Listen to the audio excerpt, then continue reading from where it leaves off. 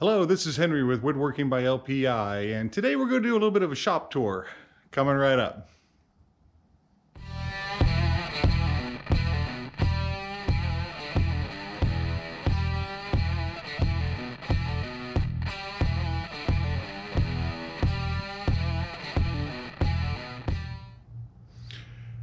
Hello, this is Henry with Woodworking by LPI, and I get questions on what's in my shop.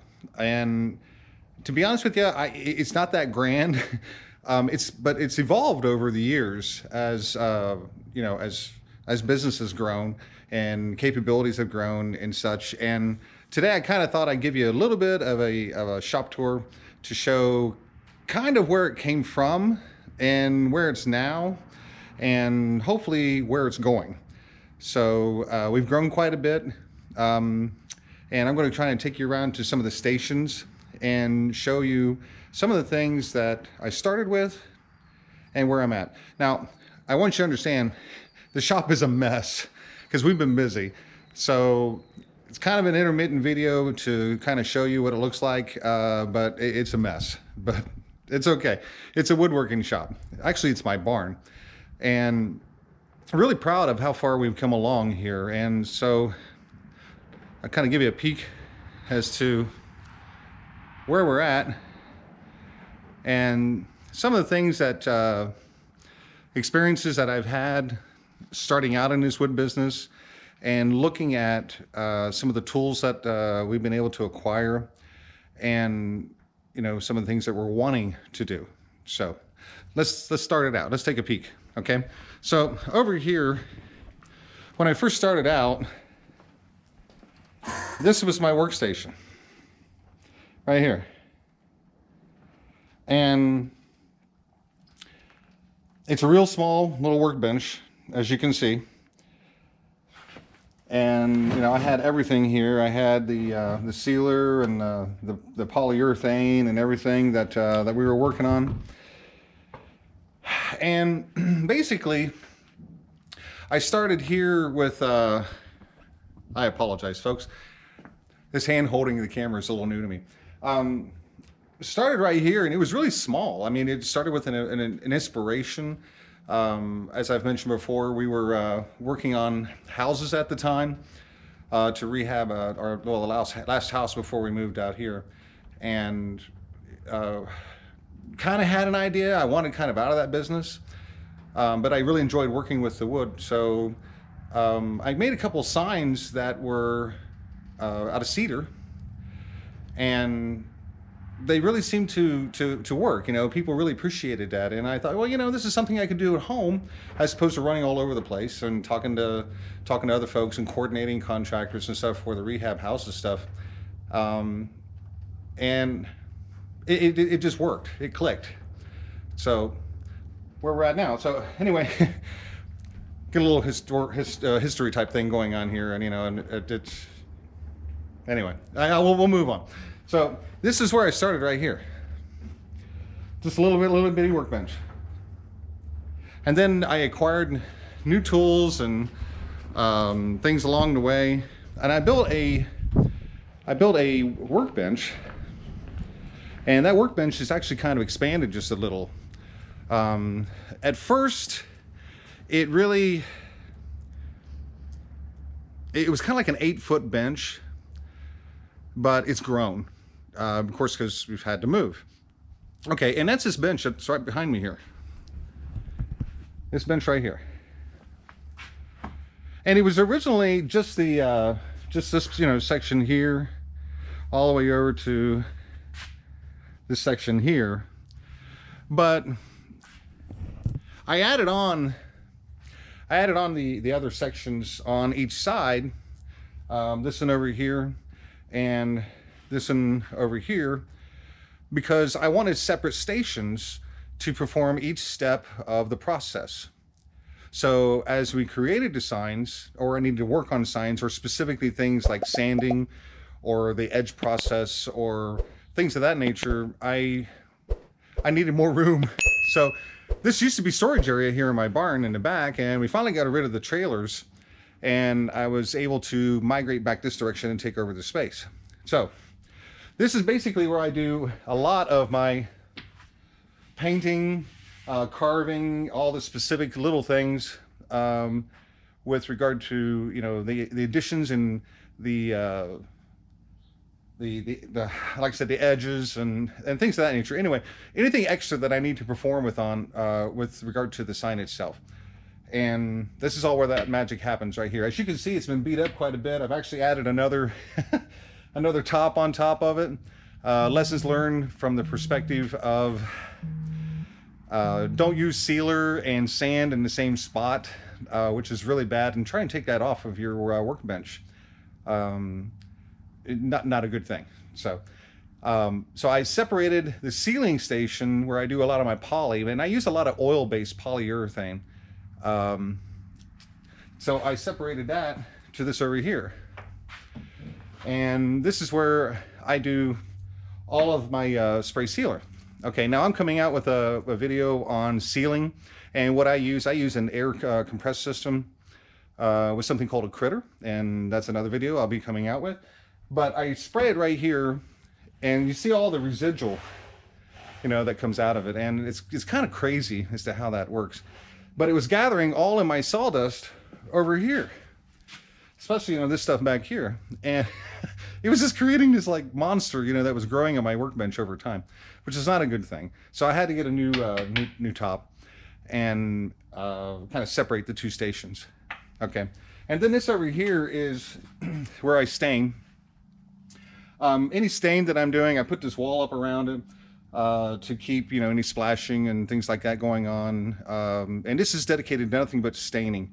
And we have several colors that we utilize, mainly the early American here that we use for the staining.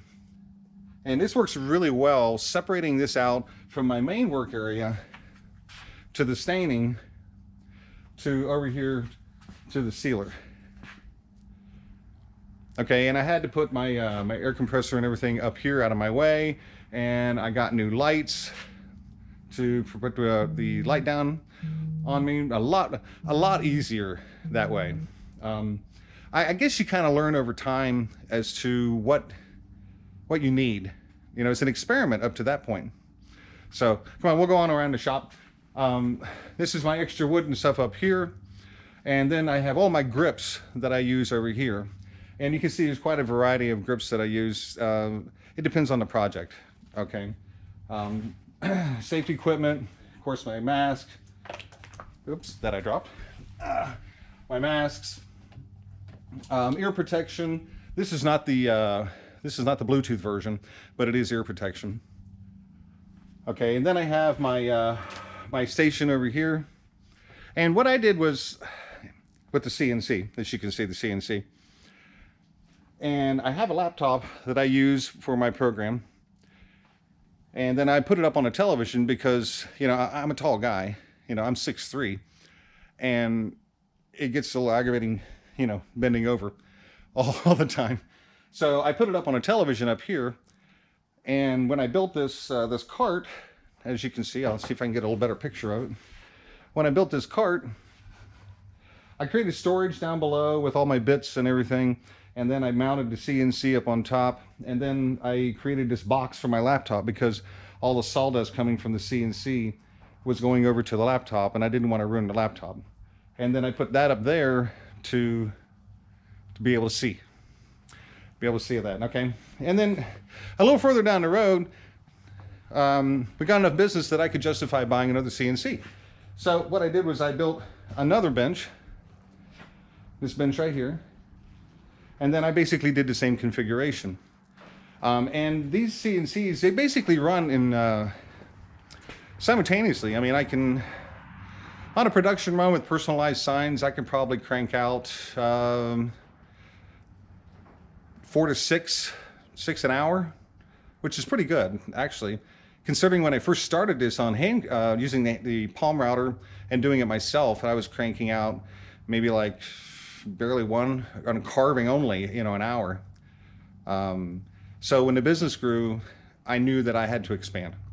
And the CNC just works out so much nicer. It helps all the it helps with all the images and personalization, and we're going to get into all that. Okay, so back here, I got me some dedicated storage space for my wood, and I use the top rail for drying and sealing, and then these chips over here are for lumber, because I stack my lumber to make sure that they're completely air dry. And then as I use them, and you can see it's empty right now because we're getting ready to buy some more lumber. I have some more lumber over here, but as I use them, you know, I stack them off to the side. You need to separate your wood, make sure it's completely dry, make sure that it's completely usable, pre-cut. I know the sizes that we use, which are typically 12-inch by 24-inch, or for horizontal and vertical signs. So those are the typical things that I'm going to use. So I pre-cut them. It makes it a lot simpler. Over here is my drying station. And as you can see, what I do is I put them on there and I let them dry. And this is typically after I seal them. And as you can see, it's also quite a distance away from where all the sawdust happens. Because that sawdust gets into everything. It truly does. It gets into everything. So, and then over here, I have the main tool that I use, which is my miter saw. I use this for everything. I probably use this every day. It's been a great tool. If you like, I can get into more of a review on this and how I acquired it. I did start off with another one and then migrated up to this one. But this one here is just like rock solid. I've beat the daylights out of it over the years. And I think I've only put one extra blade on it since I got it. I got the Diablo blade, which I highly recommend, a Diablo blade or Diablo products for router bits and blades. Their sandpaper is really good too. So absolute must, you know, the miter saw. And then sitting on top of my my table saw here is the planer. I use this a lot to smooth out wood, get the thickness right on it, make sure it has a smooth edge. And it's kind of a secret, you know, it takes out a lot of my sanding. So, but like I said, I can get more into the tool set if you like. Let me know in the comments what you think. And then of course my table saw down here, which, let's see if I can get a good picture of them, which I use, but I don't use as much as I used to. When I was doing more furniture type stuff, I used the table saw quite a bit. But I'm coming into a new product line where the thickness on the wood is like just right on, and I have to use the table saw a lot more. So I don't know, maybe I will. Maybe I'll use the table saw a lot more. But drill press, which is a must, and then the bandsaw, which is also definitely a must. Let me see if I can go around here so you can see that just a little better. And as you can see, they're well used. So that's kind of a tour of my shop. It's not a real big shop. It's in my barn, and you notice the insulation up here on top. I did insulate the top of it last year because, to be perfectly honest with you, last winter, it was really cold out here. It got around like 10 below with wind chill, and it got a little frigid out here. So the wife and I put insulation in on half of the barn. I didn't do it on the other half because I want to make sure that anything that I'm doing in here, that it's able to go out through the roof vent and get out. But the back half here is done, and I use a kerosene jet heater to heat out here. And this winter worked out pretty well. Now, come summertime, I have an air conditioner that I throw in, and it does take off the edge. So I don't know, happy medium somewhere. I don't know. We'll see how it works out this summer with that air conditioner. Hopefully it's not a hot summer like it was last year. So there's kind of a brief tour of my shop. I hope you enjoyed it. If you have any questions whatsoever, you know, put it down below. I know it was a quick tour, but well, the reason I kind of wanted to show this, I get asked about it quite a bit. Also, I have a lot of projects that I'm going to be doing. So things like, I have a system I'm going to put on the workbench for sucking down the sawdust that you're going to get into. And I have a paint station that I'm looking at for my airbrush. I have a new airbrush painting kit that I've never used, airbrush, which should be interesting. So I can get into more designs and more intricacy on colors and designs and things. A lot of things like that coming. And of course the CNC, which is awesome. So hope this helped you out. Make sure you subscribe and hit that like thumbs up and the bell for reminders of future videos. And here's a tour of my shop. Hope you enjoyed it. We'll talk to you in the next one.